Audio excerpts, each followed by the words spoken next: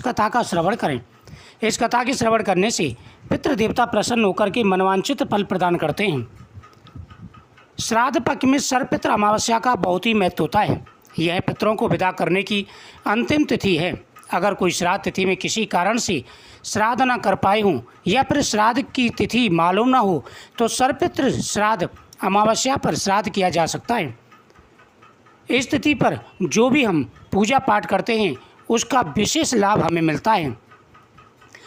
अचोदा नामम तेषाम तु मानसी कन्या का नदी अचोदाम नाम चा सरह पितृ भृनिमितम पुराह। अर्थात देवताओं के पितृगण अग्निवास जो सोमपत लोक में निवास करते हैं उनकी मानसी कन्या अचोदा नाम की एक नदी के रूप में अवस्थित हुई।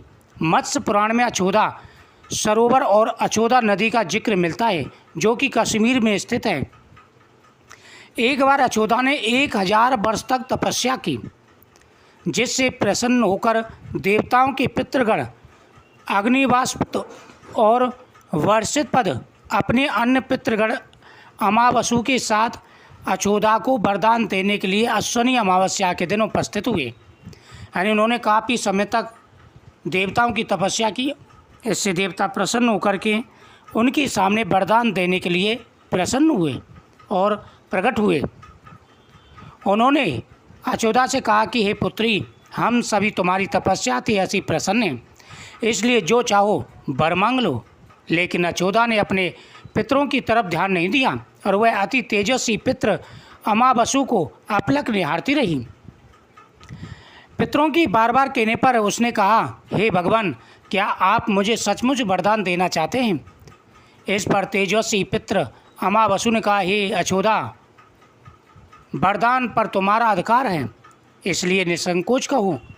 अचोदा ने कहा, भगवान, यदि आप मुझे वरदान देना ही चाहते हैं तो मैं तत्क्षण आपके साथ विवाह करना चाहती हूँ। अचोदा के इस तरह कहे जाने पर सभी पितृ क्रोधित हो गए। उन्होंने अचोदा को श्राप दिया कि वह पितृलोक से पतित होकर पृथ्वी पर जाएगी। पितरों के इस तरह श्राप दिए जाने पर अचोदा पितरों के पैरों में गिरकर रोने लगी। इस पर पितरों को दया आ गई। उन्होंने कहा कि अचोदा, तुम पतित योनि में श्राप मिलने के कारण मत्स्य कन्या के रूप में जन्म लोगी। पितरों ने आगे कहा कि भगवान ब्रह्मा के वंशज महर्षि पराशर तुम्हें पति के रूप में प्राप्त होंगे। तुम्हारे गर्भ से भगवान व्यास जन्म लेंगे। उसके उपरांत भी अन्य दिव्य वंशों में जन्म लेती हुई तुम श्राप मुक्त होकर पुनः पितृलोक में वापस आ जाओगी। पितरों के इस तरह कहे जाने पर अचोदा शांत हुई। अमावसु के ब्रह्मचर्य और धैर्य की सभी पितरों ने सराहना की एवं वरदान दिया कि यह अमावस्या की तिथि अमावसु के नाम से जानी जाएगी। जो प्राणी किसी भी दिन श्राद्ध ना कर पाए वह केवल अमावस्या के दिन श्राद्ध तर्पण करके सभी बीते 14 दिनों का पुण्य प्राप्त करते हुए पितरों को संतुष्ट करेंगे और पितृ भी प्रसन्न होंगे। तभी से प्रत्येक माह की अमावस्या तिथि को सर्वाधिक महत्व दिया जाता है और यह तिथि सर्वपितृ श्राद्ध के नाम से भी जानी जाती है। जो व्यक्ति अमावस्या के दिन पितरों का पूजन करते हैं उनके ऊपर कभी किसी भी प्रकार की मुसीबत नहीं आती। अमावस्या के दिन पितरों की पूजा का बड़ा महत्व होता है। जो व्यक्ति पितरों की पूजा करते हुए पितरों का आह्वान करते हैं और इस कथा का श्रवण करते हैं उन्हें हर प्रकार का सुख और वैभव प्राप्त होता है। जो व्यक्ति इस दिन पितरों के सामने दीपक जला करके ओम पितृदेवताभ्यो नमः इस मंत्र का जाप करते हैं उन्हें कभी किसी भी प्रकार की कोई तकलीफ नहीं होती और ना ही उनके ऊपर पितृदोष लगता है।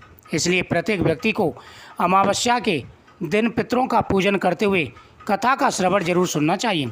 हमारे हिंदू समाज में श्राद्ध का बड़ा ही महत्व है। लोगों द्वारा श्राद्ध करने के पीछे यह धारणा भी है कि वह अपने पूर्वजों को याद कर रहे हैं।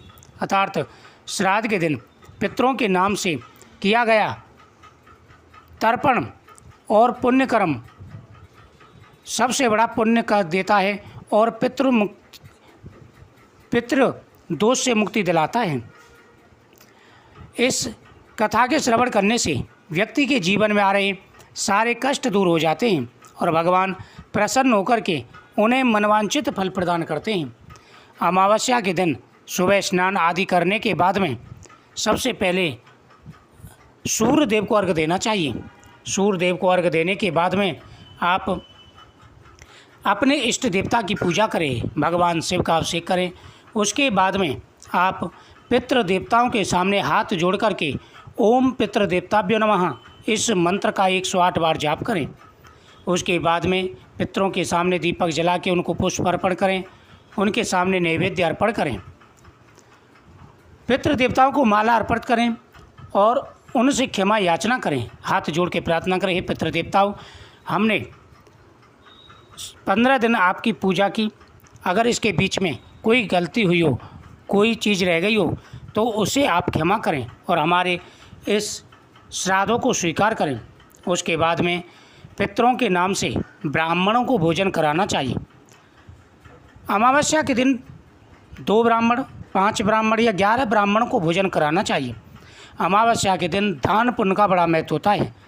अमावस्या के दिन जैसा सामर्थ्य हो, छत्री दान, जूता दान, अन्नदान, सभी प्रकार के दान करने चाहिए। वस्त्र दान, अन्नदान, जलदान, ये 3 दान महत्वपूर्ण होते हैं। जैसे भी सामर्थ्य हो फल अन्नदान करना चाहिए और ब्राह्मण को संतुष्ट करना चाहिए। जो व्यक्ति अपने पितरों के नाम से दान पुण्य करते हैं उनके ऊपर पितृ तो प्रसन्न होते ही हैं, साथ ही सभी देवता भी प्रसन्न हो जाते हैं और सभी देवता प्रसन्न होकर के उनकी प्रत्येक मनोकामना पूरी करते हैं। जीवन में जितने भी कष्ट आते हैं, दुख आते हैं, व्यक्ति के कर्म के अनुसार ही आते हैं। यदि व्यक्ति अच्छा कर्म करे तो जीवन में उसे हर प्रकार का सुख और वैभव प्राप्त होता है। जीवन में व्यक्ति धनवान होता है। पितृ अमावस्या के दिन दीपदान का बड़ा महत्व होता है। जैसा संभव हो उसी प्रकार से दीपदान करना चाहिए। दीपदान आपको पीपल वृक्ष के नीचे, तुलसी माता के सामने, घर के मेन दरवाजे पर, पितरों के सामने, चौराहे पर, नदी तालाब पर, गौशाला में जितना संभव हो सके उतना दीपदान करना चाहिए। घर से 1 लोटा लेकर के संध्या काल में पितरों को घर से विदा करें। मध्यम काल में पितरों को विदा किया जाता है।